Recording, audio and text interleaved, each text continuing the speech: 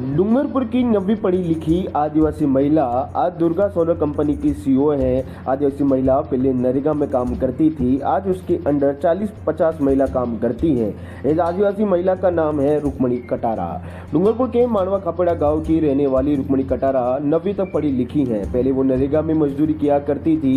एक दिन उन्हें राजीविका के बारे में पता चला और समूह से जुड़ी। इसके बाद रुक्मणी ने सोलर लैंप बनाना सीखा। इसके बाद वो सोलर प्लेट बनाना सीखा, बाद में उसे इंस्टॉल करना, फिर कंपनी की सुपरवाइजर बनी। आगे चलकर अब रुक्मणी दुर्गा कंपनी की सीईओ है।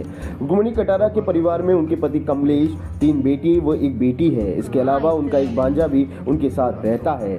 पति कमलेश की चश्मे व टोपी की लारी है। बड़ा बेटा राकेश व बेटी आशा बीएड कर रही है, तो वहीं दोनों छोटे बेटे परवीन और युवराज कॉलेज में पढ़ाई कर रहे हैं। रुक्मणी बताती हैं कि पति कमलेश कि चश्मे बेचकर जो भी कमाते हैं उससे उनका घर का खर्चा चल जाता है।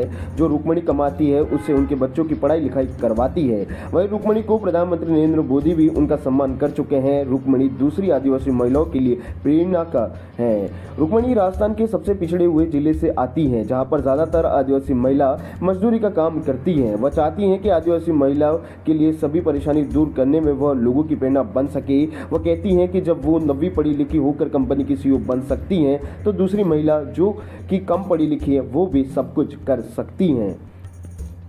पहले नरेगा का काम करती थी और नरेगा में काम करते करते राजीविका का मैंने ये सुना कि एक एनजीओ चल रहा है और इस राजीविका में मैं जुड़ी। एसएसजी में ओसीसी में जुड़ने के बाद मैंने स्टडी लैब का काम सीखा, टेक्नीशियन का, और सीखते सीखते फिर अभी सोलर का मतलब इसके बाद मैंने इंस्टॉलेशन का काम किया। 1 साल मैंने सुपरवाइजर का काम किया और आज जाके मैं इस कंपनी की सीईओ हूँ। ठीक है। आपके परिवार में कौन कौन है?